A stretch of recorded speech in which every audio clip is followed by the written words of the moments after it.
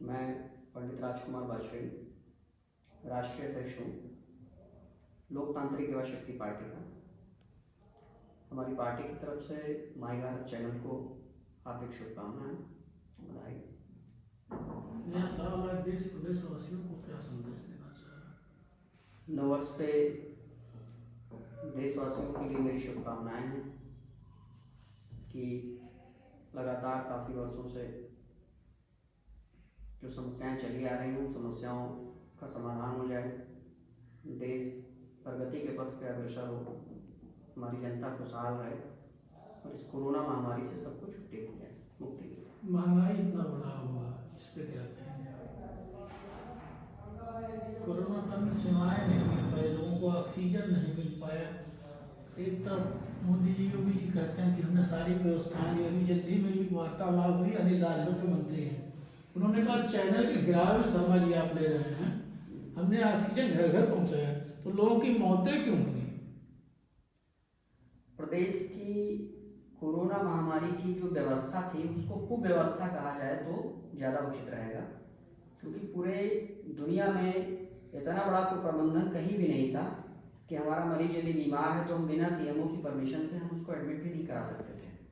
यदि किसी दूसरी बीमारी से भी पीड़ित है तो उसके लिए ओपीडी की व्यवस्था नहीं थी। यहाँ तक कि हार्ट अटैक के मरीजों को एम्बुलेंस में ही उनका हार्ट अटैक हो गया है और सरकार कुछ नहीं कर पाई। सरकार कागजों में लोगों को दौड़ाती रही कि सीएमओ के पास जाइए, डॉक्टर के पास जाइए, लिखवा लाइए तभी हम भर्ती करेंगे। पूरे प्रदेश ने जो कुव्यवस्था देखी वो किसी से भी छुपी नहीं है।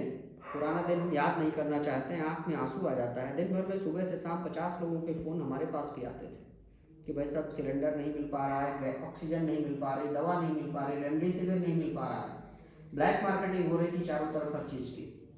3-3 दिन लोग सिलेंडर लाद करके ऑक्सीजन कंपनियों में खड़े रहते थे, फैक्ट्रियों में खड़े रहते थे कि हमें किसी प्रकार से सिलेंडर मिल जाए और अपने परिजन को बचा लें, लेकिन बचा नहीं पाया। और सरकार मूकदर्शक बन के सिर्फ तमाशा देख रही थी और अपनी इमेज बिल्डिंग के लिए बड़े बड़े विज्ञापन चला रही थी, प्रचार प्रसार कर रही थी बड़े चैनलों पे।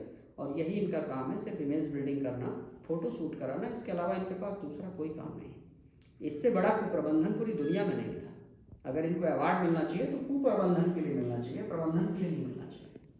अगर आपका सरकार आ जाता है तो इस पे आप क्या कहेंगे? 2022 का चुनाव आ रहा है, यदि हमारी सरकार आती है, जनता हमें चुन करके भेजती है, जनादेश हमें देती है, तो हम इस बात का वादा करते हैं कि पैसों के अभाव में किसी की मौत नहीं होगी।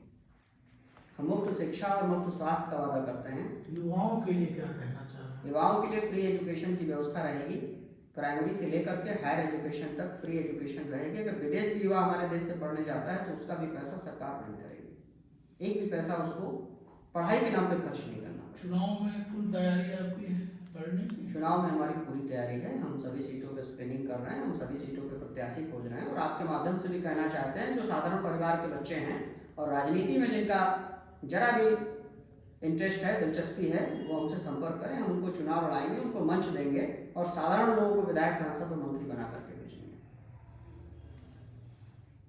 कहीं ऐसा तो नहीं कि आप सरकार आ गई, आप लॉलीपॉप दे कट कर दिया, कट ना करना, फिर से चालू कर तो जोड़ लेंगे। कट किए।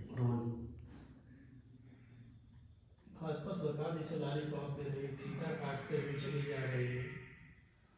सपा सरकार में मेट्रो बना है, देखिए, वो ये बताते हैं कि हमने सारा चीज किया। देखिए, भाजपा की सरकार और सपा की सरकार दोनों ही सरकारों का एजेंडा बिल्कुल फिक्स है। भाजपा की सरकार धार्मिक आधार पे आई है और वो जाति पाति में उलझा करके ही राजनीति करना चाहते हैं। समाजवादी पार्टी की सरकार भी सिर्फ और सिर्फ जातिवाद के आधार पर आई है। समाजवादी पार्टी का कोई भी नेता जनता से जुड़ा हुआ नहीं है, तो युवराज परंपरा का वाहन कर रहे हैं अखिलेश यादव जी। और चूंकि वो एक मुख्यमंत्री के महाराष्ट्र के युवराज हैं, इस वजह से उनको सत्ता मिली पिछली बार 2012 से 17 के बीच में, और उन्होंने उस सत्ता का पूर्ण दुरुपयोग किया।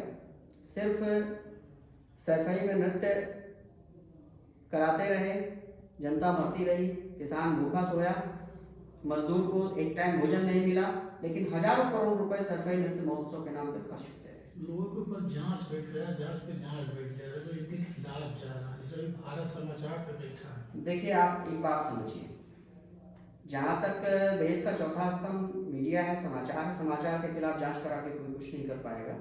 रही बात की समाजवादी पार्टी के नेताओं की जांच के विषय में, तो मुलायम सिंह जी ने पहले ही दिन जब सरकार भाजपा की सरकार बनी थी तभी मोदी जी के कान में कह दिया था कि शिवपाल जी को और अखिलेश जी को बचा के रखिएगा, बाकी किसी भी नेता के साथ आप कुछ भी करो, हमें कोई फर्क नहीं पड़ता। कान में वो बोल गए थे और इसी का परिणाम है कि आजम खान जेल काट रहे हैं लेकिन शिवपाल जी या अखिलेश जी किसी भी मामले में जेल नहीं गए, जबकि सरकार के पास तो बहुत सारी फाइलें चाहे तो खोल सकती है। जो सांसद बनता है फिर उसके बाद विधायक एमएलसी बन जाता है, इनको 3 फंड मिलते हैं। वो आप जानना है किस चीज का फंड मिलता है? नहीं, 3 फंड जो जिस पद पे रहेगा उस पद के दायित्व के अनुसार उसको फंड मिलता है, वो फंड उसको नहीं मिलता है, वो फंड उस क्षेत्र की जनता के विकास कार्यों के लिए मिलता है। विकास कार्यों के लिए लोग लगाते नहीं। अब विकास कार्यों की स्क्रीनिंग तो सरकार की जिम्मेदारी है ना, सरकार अगर उस पर स्क्रीनिंग करेगी तो लगाना पड़ेगा।